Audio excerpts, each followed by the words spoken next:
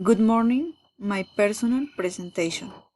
My name is James Camilla. I am 19 years old. I am studying in the fourth semester of the university. I am from Colombia. I was born in Albania, Santander. I live with my parents and my sister. Currently, I like to study. I love to share with my family and I don't like hypocrisy, lies, and the fear of bad fight. I am going to talk about my last trip.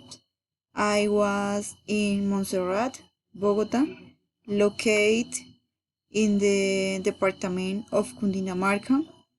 That day I went to see Montserrat. The water that day was a bit cool. Visit, visits. It rained for a long time.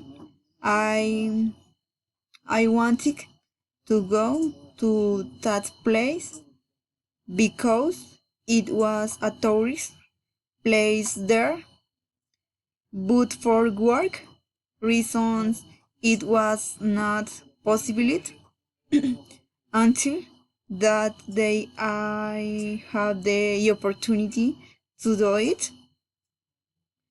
One of the next trips I want to take is to Paris. It is like a goal that we have with my sister for some time. Thank you very much.